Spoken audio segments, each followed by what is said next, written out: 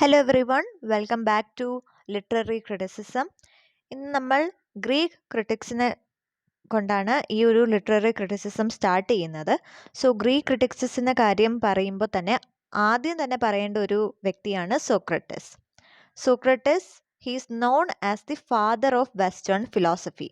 അദ്ദേഹം ഒരു classical Greek philosopher ആയിരുന്നു. അതുപോലെ തന്നെ അദ്ദേഹത്തിൻ്റെ ഒരു മെത്തേഡ് ഓഫ് ഇൻക്വയറി, അതായത് സോക്രട്ടിക് മെത്തേഡിലൂടെയാണ് അദ്ദേഹം അറിയപ്പെടുന്നത്. അതൊരു രീതിയിലുള്ളൊരു ക്വസ്റ്റ്യനിങ് ആണ്, ഒരു ഡയലക്റ്റിക്കൽ ക്വസ്റ്റ്യനിങ് ആണ്. ആ ഒരു ക്വസ്റ്റ്യൻസിലൂടെയാണ് അദ്ദേഹം പല പ്രോബ്ലംസിൻ്റെയും ഒരു സൊല്യൂഷൻ അല്ലെങ്കിൽ അദ്ദേഹത്തിൻ്റെ ഐഡിയാസ് പ്രൊപ്പഗേറ്റ് ചെയ്തിരുന്നത്. അപ്പോൾ അതുകൊണ്ടാണ് സോക്രട്ടീസ് വെച്ചിട്ട് തന്നെ നമ്മൾ ഗ്രീക്ക് ക്രിറ്റിക്സിൻ്റെ ഈ ഒരു വീഡിയോ സ്റ്റാർട്ട് ചെയ്യുന്നത്. സോക്രട്ടീസിനെ കുറിച്ച് പറയുകയാണെങ്കിൽ, ഞാൻ നേരത്തെ പറഞ്ഞതുപോലെ തന്നെ he is known as the father of western philosophy. അദ്ദേഹം ഒരു വർക്കും സ്വന്തമായിട്ട് എഴുതിയിട്ടില്ല. അദ്ദേഹത്തിൻ്റെ ഐഡിയാസ് എല്ലാം തന്നെ നമ്മൾ അറിയുന്നത് അദ്ദേഹത്തിൻ്റെ സ്റ്റുഡൻ്റ് ആയിട്ടുള്ള പ്ലേറ്റോ എഴുതിയ വർക്ക്സിലൂടെയാണ്. ഇതും ഒരു ഇമ്പോർട്ടൻ്റ് ആയിട്ടുള്ളൊരു നോട്ടാണ്, ഒരു പോയിൻ്റാണ്. പക്ഷേ അദ്ദേഹത്തിൻ്റെ ഒരു ഐഡിയാസ് ഒരുപാടധികം നോബിൾസിനെ ചൊടിപ്പിച്ചു. അങ്ങനെ ultimately he was arrested and he was sentenced to death. ആ ഒരു കാര്യം കൂടി അറിഞ്ഞിരിക്കണം. ഇനി അദ്ദേഹത്തിൻ്റെ ഇമ്പോർട്ടൻസ് എന്ന് പറയുന്നത്, അദ്ദേഹമാണ് ശരിക്കും ഡിബേറ്റ് എന്ന് പറയുന്ന ഒരു കാര്യം ഇൻട്രൊഡ്യൂസ് ചെയ്തത് അല്ലെങ്കിൽ സ്റ്റാർട്ട് ചെയ്തതെന്ന് പറയാം. കാരണം ഈ ഒരു ഡിബേറ്റിങ്ങിലൂടെ, ഇങ്ങനെ ക്വസ്റ്റ്യൻ ചോദിച്ച് അതിൽ ഉത്തരം പറയുന്നതിലൂടെയാണ് പല വ്യൂസും അദ്ദേഹം ചാലഞ്ച് ചെയ്തത്. അതിനെയാണ് സോക്രട്ടിക് മെത്തേഡ് എന്ന് പറയുന്നത്. അപ്പോൾ സോക്രട്ടിക് ഫിലോസഫി കുറിച്ച് പറയുകയാണെങ്കിൽ ആദ്യം തന്നെ എടുത്ത് പറയേണ്ട കാര്യമാണ് സോക്രട്ടിക് മെത്തേഡ്. ഇതെന്താണ്? It's a series of question. എന്തിനു വേണ്ടിയാണ്? It is to challenge assumption and encourage deeper understanding. ഇപ്പോൾ നമ്മൾ ക്ലാസ്സിൽ പഠിപ്പിക്കുമ്പോൾ പോലും ടീച്ചേഴ്സ് പറയുന്ന ഒരു കാര്യമാണ്, നിങ്ങൾ സംശയം ഉണ്ടെങ്കിൽ ചോദിക്കണമെന്ന്. എന്തുകൊണ്ടാണ് അങ്ങനെ പറയുന്നത്? ചോദ്യങ്ങൾ ചോദിച്ച് അതിന് ഉത്തരം പറയുമ്പോൾ, അല്ലെങ്കിൽ ആ രീതിയിൽ ഒരു കോൺവെർസേഷൻ നടക്കുമ്പോൾ മാത്രമാണ് ഒരു കോൺസെപ്റ്റ് അല്ലെങ്കിൽ ഒരു ഐഡിയ പഠിപ്പിക്കുന്നതോ പറയുന്നതോ എന്താണെങ്കിലും അത് നല്ല രീതിയിൽ മനസ്സിൽ ഉറച്ച് ഇരിക്കണമെങ്കിൽ ഈ ഒരു രീതിയിലുള്ള ഒരു കോൺവെർസേഷൻ അല്ലെങ്കിൽ ഒരു ക്വസ്റ്റ്യൻ ആൻസറിലൂടെ മാത്രമേ അത് കുറച്ചും കൂടി നന്നായിട്ട് മനസ്സിലാക്കാൻ സാധിക്കൂ. അതുതന്നെയാണ് സോക്രട്ടിക് മെത്തേഡ് എന്ന് പറയുന്നത്.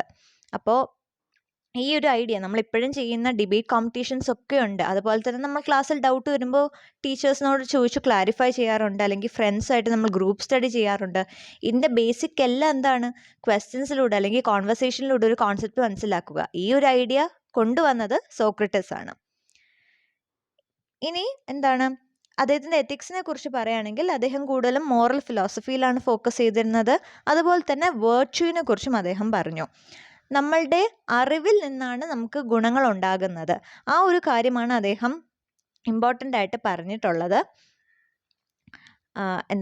നമ്മുടെ അറിവിലൂടെയാണ് നമ്മുടെ ഗുണങ്ങൾ ഉണ്ടാകുന്നതെന്നും അറിവില്ലായ്മയിലൂടെയാണ് പല തെറ്റുകളും സംഭവിക്കുന്നതെന്നും എന്നാണ് അദ്ദേഹം പറഞ്ഞത്.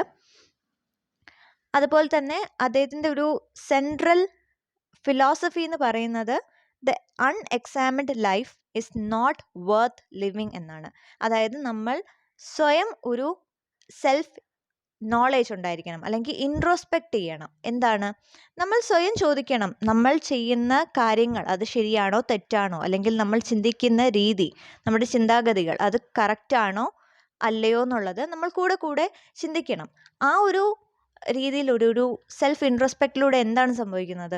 നമ്മൾക്ക് ശരിയാണെന്ന് തോന്നുന്ന, അല്ലെങ്കിൽ നമ്മൾ ശരിയായിട്ട് ചെയ്യുന്ന പ്രവൃത്തികളും ചിന്തകളും അത് നമുക്ക് വീണ്ടും കണ്ടിന്യൂ ചെയ്തുകൊണ്ട് പോകാൻ നമുക്ക് സാധിക്കുകയും ചെയ്യും. അതുപോലെ തന്നെ നമ്മുടെ ഭാഗത്ത് എന്തെങ്കിലും രീതിയിലൊരു തെറ്റുണ്ടെങ്കിൽ, നമ്മളുടെ സ്വഭാവത്തിൽ തന്നെ നമ്മുടെ മൈൻഡ് സെറ്റിൽ എന്തെങ്കിലും ഒരു തെറ്റുണ്ടെങ്കിൽ അത് തിരുത്തിക്കൊണ്ട് ഒരുപാട് ഇംപ്രൂവ് ആകാനും നമുക്ക് സാധിക്കും. അതെങ്ങനെയാണ്? ഈ ഒരു സെൽഫ് നോളജിലൂടെ മാത്രമേ സാധിക്കത്തുള്ളൂ. ആ ഒരു ഐഡിയയും അദ്ദേഹം പ്രൊപ്പഗേറ്റ് ചെയ്തു. അതുപോലെ തന്നെ ഇപ്പോൾ ലിറ്ററേച്ചറിലേക്ക് വരികയാണെങ്കിൽ, he believed in the moral function of literature. ഇപ്പോൾ ആ സമയത്ത് പോയറ്റ്സിനെ കുറിച്ച്, അല്ലെങ്കിൽ പോയറ്റ്സിൻ്റെ വാല്യൂവിനെ കുറിച്ച് അദ്ദേഹം ക്വസ്റ്റ്യൻ ചെയ്തിട്ടുണ്ട്. അദ്ദേഹം പറയുന്നത് പോയറ്റ്സ് എല്ലാം ഇമിറ്റേറ്റേഴ്സ് മാത്രമാണ് എന്നാണ്. ഇതേ ഐഡിയ തന്നെയാണ് അദ്ദേഹത്തിൻ്റെ സ്റ്റുഡൻ്റ് ആയിട്ടുള്ള പ്ലേറ്റോയുടെ വർക്ക്സ് വരുമ്പോഴും നമ്മൾ കാണുന്നത്. പോയറ്റ്സ് ഇമിറ്റേറ്റ് ആണ് ചെയ്യുന്നത് എന്നുള്ളൊരു ഐഡിയ ആണ് അദ്ദേഹത്തിനുണ്ടായിരുന്നത്. അതും തന്നെ അദ്ദേഹം പോയറ്റ്സിനെ ക്രിട്ടിസൈസ് ചെയ്തിട്ടുണ്ട്. അവർ പറഞ്ഞിരുന്നത്, പോയറ്റ്സിന് ഒരിക്കലും ഒരു ട്രൂ നോളേജ് ഇല്ല, ഒരു ഡിവൈൻ ഇൻസ്പിറേഷൻ ഇല്ല. അവർ വെറുതെ ഇമിറ്റേറ്റ് ചെയ്യുകയാണെന്നാണ് പറഞ്ഞിട്ടുള്ളത്. അപ്പോൾ ശരിക്കും ഒരു പോയറ്റ് എങ്ങനെ ആയിരിക്കണം അതും പറഞ്ഞിട്ടുണ്ട്. ഒരു നല്ലൊരു പോയറ്റ് അവരെന്താണോ സംസാരിക്കുന്നത് അതിനെക്കുറിച്ച് അറിവുണ്ടായിരിക്കണം. എഗെയിൻ സെൽഫ് നോളജ് എന്നൊരു കോൺസെപ്റ്റ് നമ്മളിപ്പോൾ പറഞ്ഞതേ ഉള്ളൂ.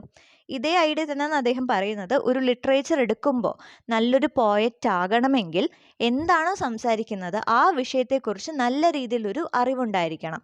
ഇപ്പോൾ ഒരു പോയറ്റ് ഒരു യുദ്ധത്തെക്കുറിച്ചാണ് ഒരു പോയം എഴുതുന്നതെങ്കിൽ ആ യുദ്ധത്തെക്കുറിച്ചൊരു നല്ലൊരു ഐഡിയ ഉണ്ടായിരിക്കണം. അല്ലാത്ത പക്ഷം എന്ത് സംഭവിക്കും? ഒരു ഇമാജിനേഷനിൽ നിന്ന് അല്ലെങ്കിൽ ഒരു തോന്നലിൽ നിന്ന് എഴുതുന്നതാണെങ്കിൽ പല തെറ്റുകളും സംഭവിക്കാം. അതൊരു തെറ്റായിട്ടൊരു ഇൻഫ്ലുവൻസും ആകാം. അപ്പോൾ അതുകൊണ്ടാണ് അദ്ദേഹം പറഞ്ഞിട്ടുള്ളത് എഴുതുന്ന എന്താണെങ്കിലും അതിനെക്കുറിച്ച് വ്യക്തമായിട്ടൊരു ഐഡിയ വേണമെന്നുള്ളത്. ഈ ഒരു രീതിയിലായിരുന്നു പോയറ്റ്സിനെ കുറിച്ചുള്ള അദ്ദേഹത്തിൻ്റെ ഒരു ഫിലോസഫി. അപ്പോൾ ഓവറോൾ അദ്ദേഹത്തിൻ്റെ ഐഡിയാസ് എല്ലാം തന്നെ പ്ലേറ്റോയുടെ വർക്ക്സിലൂടെയാണ് നമുക്ക് അറിയാൻ സാധിക്കുന്നത്. എന്നിരുന്നാലും ഫസ്റ്റ് വെസ്റ്റേൺ ഫിലോസഫി എടുത്തു വയ്ക്കുമ്പോൾ ഒരു ഫൗണ്ടേഷണൽ ഫിഗറിൽ നിന്ന് നമുക്ക് സോക്രട്ടീസിനെ വിശേഷിപ്പിക്കാൻ സാധിക്കും. ഇതാണ് സോക്രട്ടീസിനെ കുറിച്ചുള്ള ഒരു ബ്രീഫായിട്ടുള്ള സിമ്പിളായിട്ടുള്ള ഒരു ഓവർവ്യൂ. കാരണം സോക്രട്ടീസിനെ കുറിച്ച് നമുക്ക് ഏറ്റവും കൂടുതൽ അറിയേണ്ടത് അദ്ദേഹത്തിൻ്റെ ഫാദർ ഓഫ് വെസ്റ്റേൺ ഫിലോസഫി എന്നുള്ളൊരു പോയിന്റ് നമ്മൾ ഓർത്തിരിക്കണം. അതുപോലെ തന്നെ സോക്രട്ടിക് മെത്തേഡ് എന്താണെന്ന് നമ്മൾ അറിഞ്ഞിരിക്കണം. അതുപോലെ തന്നെ അദ്ദേഹത്തിൻ്റെ ഫിലോസഫീസ് എന്താണെന്നുള്ളൊരു ബേസിക് ഐഡിയയും ഉണ്ടായിരിക്കണം. ഇത് മാത്രമാണ് സോക്രട്ടീസിനെ കുറിച്ച് ഒരു ബ്രീഫായിട്ട് നമുക്ക് അറിഞ്ഞിരിക്കേണ്ട പോയിന്റ്സ് എന്ന് പറയുന്നത്. സോ നിങ്ങൾക്ക് ഈ ഒരു വീഡിയോ മനസ്സിലായെന്ന് വിശ്വസിക്കുന്നു. വീഡിയോ മനസ്സിലായിട്ടുണ്ടെങ്കിൽ തീർച്ചയായും ലൈക്ക് ചെയ്യണം. അതുപോലെ തന്നെ എന്തെങ്കിലും വീഡിയോ റിക്വസ്റ്റുകളോ ഡൗട്ടുകളോ ഉണ്ടെങ്കിൽ കമൻറ്റ് സെക്ഷനിൽ പറയാം. ആൻഡ് ഇനി നെക്സ്റ്റ് വീഡിയോയിൽ നമ്മൾ പ്ലേറ്റോയെക്കുറിച്ചും അരിസ്റ്റോട്ടലിനെ കുറിച്ചും ആയിരിക്കും ഡിസ്കസ് ചെയ്യുന്നത്. So I will see you in the next video. Till then keep learning.